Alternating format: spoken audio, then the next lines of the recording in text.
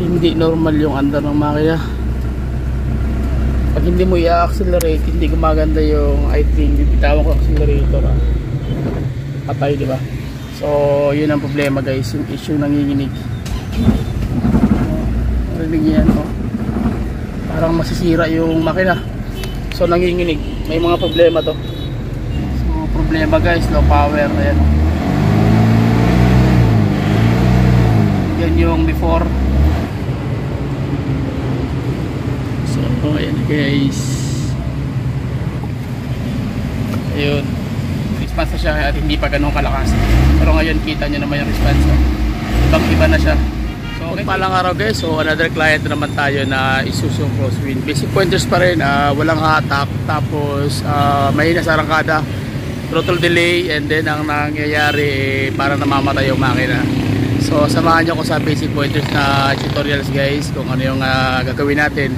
So same pa rin, wala tayong bubuksan na mechanism. Ang gagawin lang natin yung hard engine treatment pa rin ang nalagay natin guys. So tatanggalin natin yung throttle delay, yung low power, tsaka yung walang hatak ng engine. Although mayroon siyang hatak pero low power, ibig sabihin bilang ka ng 1 to 3 seconds or pag inapakan mo hindi ka talaga makaarangkada ng maayos. Okay, talagang ano siya, loss compression kumbaga pa sa hatak ng makina. Okay, so tara, ang gagawin natin guys is mag-change oil muna tayo, tapos maglalagay tayo ng hard engine treatment, yung like ko pinopromote sa ating FB page at ating YouTube channel. Okay guys, so start natin yung makina guys. Umaga ngayon, kita may mga sikat ng araw. Okay, so ito ang problema. Tama to dahil umaga makikita natin kung ano andar ng makina nito. Bigas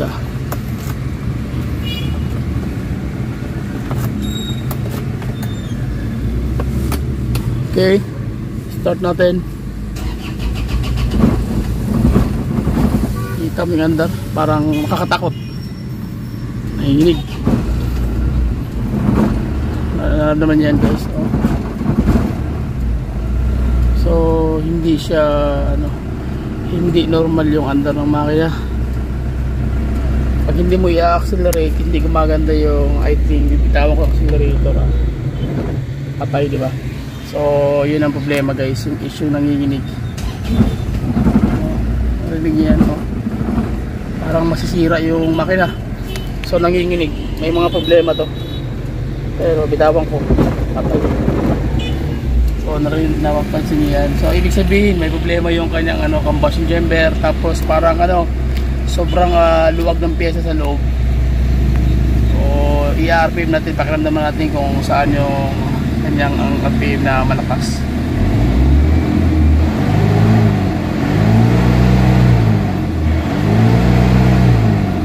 So problema guys, low power. Ayan,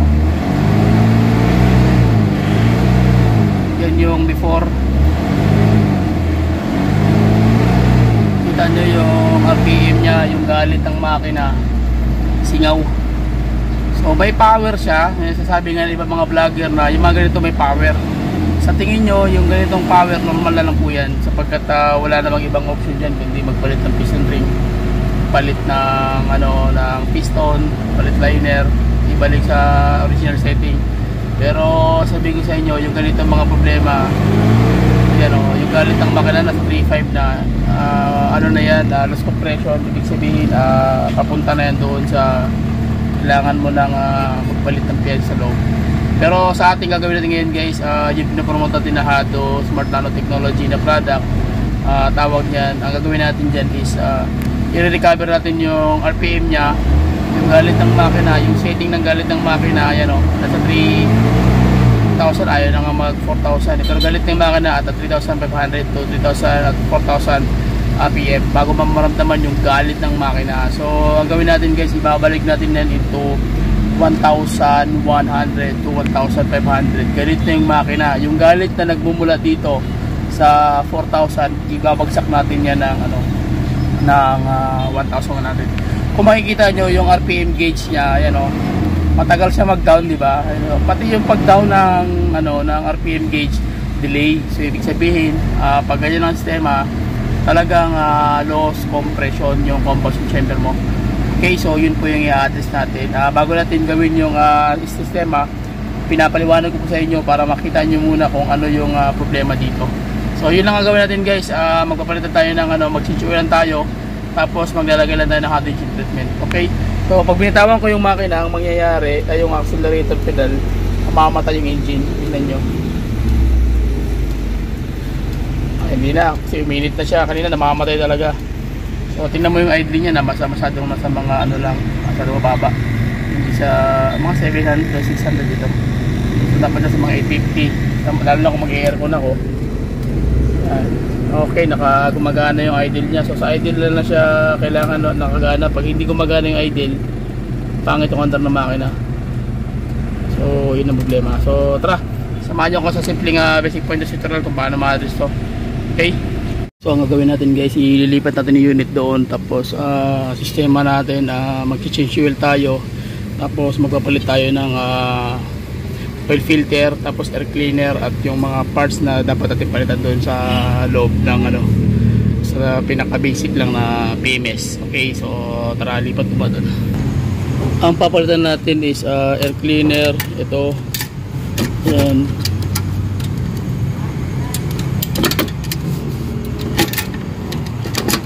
Hirap na isang kamay guys. Yan, tatanggal natin to. Papalit tayo ng air cleaner. Tapos yung kanyang oil filter, ayun, Big 512, ayun siya guys. Tapos yung engine oil, magpapalit din tayo yan. Ang ipapalit natin yung Delo Gold Ultra. Okay, so para medyo makapal yung viscosity, dahil sobrang nipis na ng viscosity na nilagay dito, dahil nabili nga ito ng almost 200,000. So bagong bili siya, pero hindi na sila first owner dahil medyo luma na. Yun nga, i-recover natin yung makina dahil ang lakas ng kalampag. So nakakatakot guys yung kalampag ng makina. So at least makita nyo yung before and after, kung ano yung magiging resulta ng gagawin nating pag-recover sa makina. Okay, so basic pointers lang ito guys, para makuha nyo kung ano yung dapat gawin. Okay, na hindi tayo magbubukas kung ano-anong sa loob o ano yung gagawin natin sistema. Okay, so ang gagawin natin is ito, may leak. Papadala natin doon ng ng kanyang o-ring. Yan o. Kita nyo, kakaano ko pa lang, umusok na. So, ibig sabihin, hindi maganda yung idling.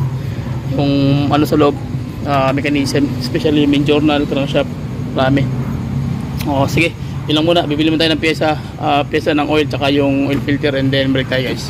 Okay, so mag-change oil tayo, pati yung transmission. Mag-change oil na kami ng transmission kasi tawag yan, maraming grip yung kanyang transmission filler gauge. So ang dami, so yung filler bolt, sorry. So ang daming powderized metal, tsaka merong ito, ipakita ko sa inyo guys, pasingit ko. Please lodge sa galing sa loob ng transmission, may bakal na natanggal. So buti na lang nabuksan yung niya, transmission, magkapalit ng fluid. Then may bakal, parang lock ito sa ilalim. Yun ang problema. So oil sludge, delikado to pag hindi ito buti na nagpalit ng fluid. Yun yung unang-una kailangan ma-address din natin, kaya magpapalitan tayo ng transmission oil na C90, and then Delo Gold Ultra, apat na litro, dahil mag-a-addan tayo ng yung oil nga nandito sa kanya na binili na. Okay, then hot engine treatment yung ilalagay natin. Okay, so yun ang mga basic pointers guys. So magtatanggal na tayo ng oil filter. So yan guys, tanggalin na natin yan. Check natin yung oil filter sa ilalim.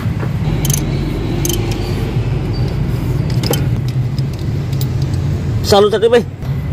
So yan na guys, awas na. Okay, din rin tayo ng guys, ng oil sa ilalim. So tama dumi. Kasi hindi naman siya sobrang lapot, pero malabnaw siya dahil pino kasi masyado yung guys, yung pino masyado yung katawag na yung oil na ginamit. Kasi kita nyo, hindi kaya naka-design yung oil na ginamit sa pang gasolina, hindi pang diesel. Sobrang nipis. So, sobrang nipis, hindi maganda. Fill yung oil niya guys, medyo malabnaw. Sobrang ano, labnaw ng oil na nilagay. Sobrang labnaw. Dapat medyo makapal to kasi ano tawag dyan, low power na yung ano, tsaka hindi na setting yung loob ng makina. Dapat medyo makapal yung oil filter oil na nilagay guys. Yan. Sobrang labnaw. So pangit yung ano, yung oil na nilagay nila. Pero okay lang yan. Okay, so maglalagay na tayo ng oil and then papanda rin na natin, lagyan din ng attitude treatment. Okay, so sige. Ayun. Patang na. Okay. Okay, so yan na guys. Purasan muna natin. Ipangit lang. Okay. So maglalagay na tayo ng hot engine treatment. So we're almost done guys. So gagapit natin yung battery. So diretso na natin lagyan ng ano, treatment para isa lang. Sige. So lagyan na natin guys. So ito yung ilalagay natin, dalawang concentrated na 250 ml Hado super concentrate. Ayan. Okay, sige. Okay, so sige.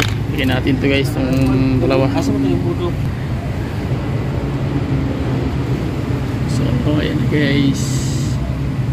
Ganyan lang yung ano, ihahalo mo lang yung 250 ml sa engine oil. So bali dalawang ilalagay natin dyan sa loob guys.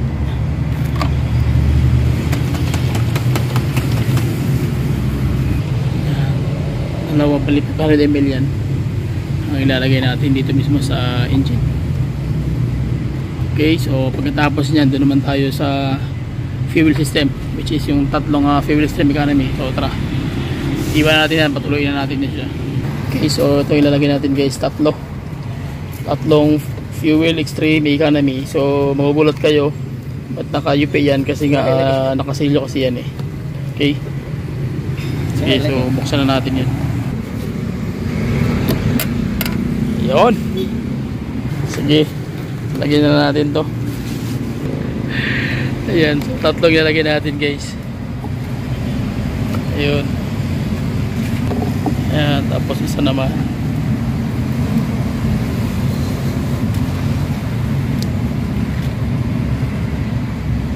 Okay. Tapos isa, so tatlo na lagyan natin.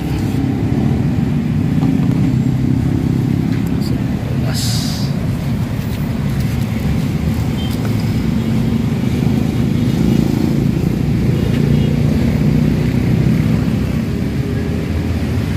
Okay. Yun. So, okay na guys. So, takpan na natin. Okay. Okay, good. Okay, so tara. Let's pack na guys, pandarin natin. Okay, so ayan na guys, so pandarin makina. So ang gawin natin, i-idle na natin tong engine hanggang magkalat yung hado doon sa loob ng kanyang combustion chamber. Okay, so habang mag-idle tayo guys, i-RPM ko lang ng 1,000. So ito na yung mangyayari. So hindi natin kakat yung video para makita nyo kung ano yung changes na mangyayari sa loob ng engine. So ang ginawa natin is nag-change oil lang tayo gamit natin yung multi-grade na Del Gold Ultra. Then tapos nyan, kahit anong klaseng oil basta medyo makapal yung viscosity. Kasi kung manipis, mahirap na yan guys, mahihirapan yung makina yan dahil hindi na setting yung makina kasi nga medyo luma na. Pero kung mga bago, mas maganda full synthetic na medyo makapal na kaunti. Bakit? Kasi pag mga diesel kailangan na setting yung ano niyan loob ng makina. So anong gagawin ni Hado habang nag-idle tayo guys? Yung gagawin ni Hado, once na naglagay na kayo ng Hado engine treatment doon sa loob ng engine oil, so ang gagawin niyan, i-recover niya lahat ng friction doon. So tatanggalin niya lahat ng friction, i-recover niya yung lahat ng i-recover ni Hado yung lahat ng force, yung lahat ng butas kung saan yung friction nagmumula. Okay, so yung mga gas-gas tatanggalin ni Hado yun. Yung may butas naman doon sa loob ng kanyang tatawag na atomic metal structure, i-chrome niya yun. So tatapalan niya yung dandahan hanggang umaandar yung makina. Hanggang umaandar yung makina guys, kahit ilang taon pa yan, yung Hado talagang didikit na siya doon. Okay, so once na tawag niya na nagkakaroon ng friction, kinakayod niya ang bawat kabilaan. Yung hado naman, ang ginagawa niya, i-recover niya yung lahat ng butas, yung lahat ng gasgas na tanggal doon, yung mga metal structure ng atoms is itatapalan niya. Iko-chrome niya lahat ng bawat butas o bawat surface ng lahat ng may metal to metal contact. Okay? So ano naman yung magiging reaction naman doon sa tawag niyan, sa combustion chamber ng fuel tank na nilagay natin na tatlong fuel extreme economy. Ang purpose naman nun is mula sa kanyang fuel tank papunta doon sa fuel line hanggang doon sa injector. Ang gagawin niyan guys is lahat ng carbon build up doon o carbon deposit doon naman sa lahat ng barado na injector nozzle tip. So lilinisan niya yung nozzle tip mo. Okay, so pag natunaw na yung mga bara-bara doon, didiretso naman din yun sa combustion chamber. So pag pumasok sa combustion chamber, ang gagawin niya doon, lahat ng hindi na aabot ni hado, especially yung first ring, second ring, hindi na aabot yan ni hado oil, siya naman ang dudukot doon. Tatanggalin niya yung carbon buildup doon sa tinatawag na piston ring canal mo at saka mismo sa piston ring, especially sa first ring kasi hindi na nadudukot ni oil yan eh. So si hado na sa fuel tank na nilagay natin, siya naman dudukot doon sa loob. Okay? And then yung carbon buildup mo naman doon sa top ng piston mo, so ang gagawin niya, lilinisan din ni hado yun. Tutunawin niya yung carbon buildup doon sa loob ng combustion chamber. Okay? And then yung ano mo naman, yung valve seat at valve tip mo na mayroong mga carbon buildup doon na nakasingit na nagkukos ng low power dahil nga singaw yung barbula, siya naman din ang magtutunaw noon at i-setting niya yun ng kusa. Siya na bahala mag-set up nun guys. Ganun yun ka lupit yung hado engine treatment. Kaya magugulat ka after ng ilang minutes nating idling, so 3 minutes pa lang tayo, almost mag-4. Ang mangyari niyan, marirecover niya yung RPM mo. So ganun yung sistema ni hado guys. Yun ang sistema na hindi kayang pantayan ng ibang additives. So yun po yung nangyayari sa loob ng makina mo. So check natin guys, almost mag 4 minutes na ako sa explanation. So check natin yung yung RPM. Tingnan nyo yung gauge kanina, di ba? Yung before hindi pa tayo naglagay yung galit ng makina at yung gauge bigla agad bumabagsak. Ibig sabihin bumabalik agad siya kung saan siya galing. Kanina ang galit ng makina hindi mo makikita talaga na parang hindi siya responsive. So ngayon hindi ko pa ina-RPM ng malakas yung guys, pero nasa 1.5 na yung galit ng makina. Ibang iba na kaysa kanina. Kita nyo yung galit ng makina, 2,000. So kanina paabuti mo ng 4,000 RPM bago maramdaman yung galit na maririnig mo na ngayon sa 1,500 galit na yung makina mo. Yan.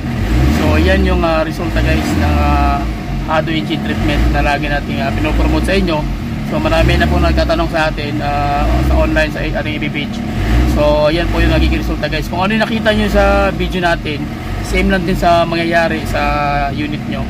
So ang advice ko lang po talaga yan, mas maganda yung magtawag niyan, change oil kayo na medyo makapal yung viscosity, lalo na pag mga medyo luma na unit nyo tsaka low power na, black smoke, white smoke, so kailangan ng viscosity ng oil nyo medyo makapal na, fully synthetic na multi-grade. Yun po yung may advice ko sa inyo, especially sa mga unit na mag-a-apply ng treatment ng hado.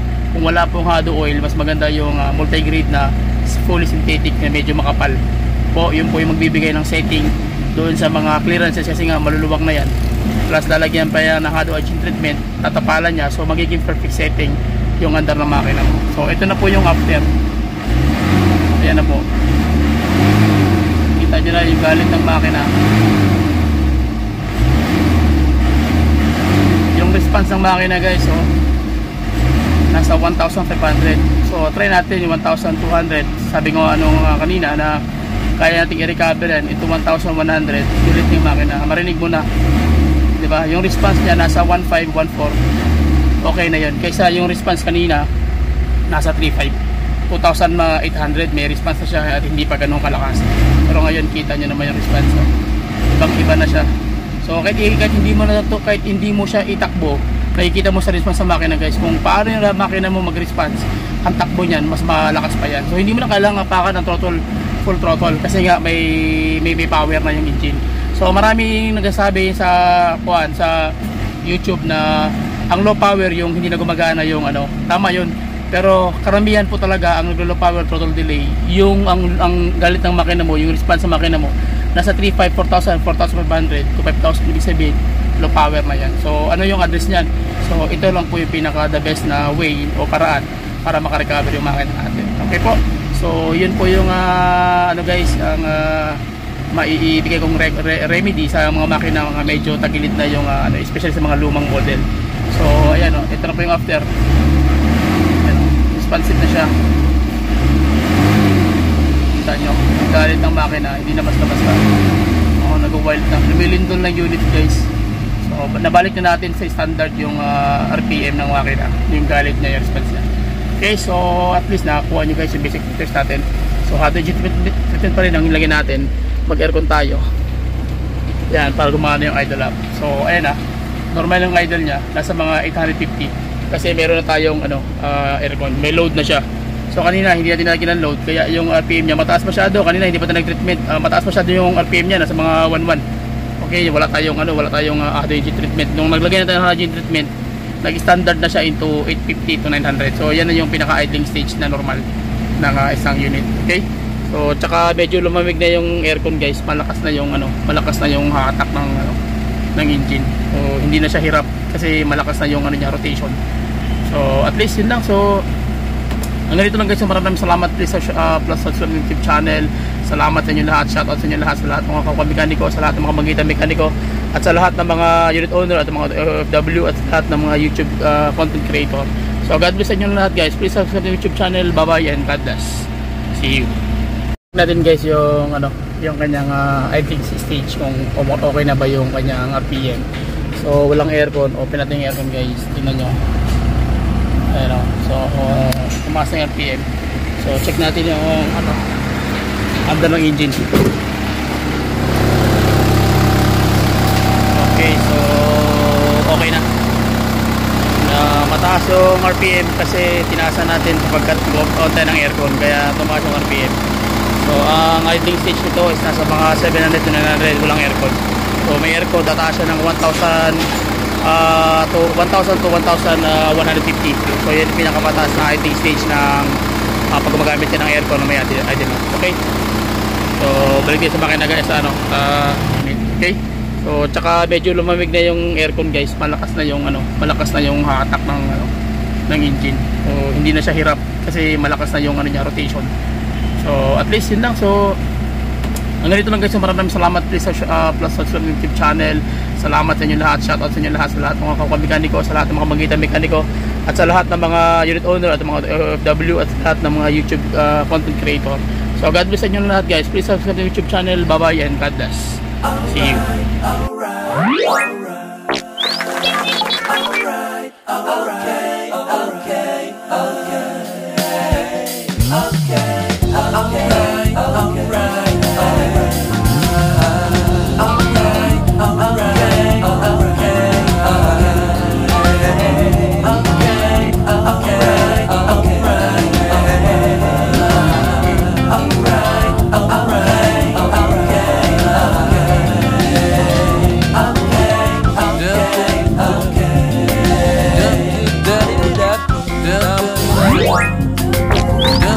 Da da da da da da da da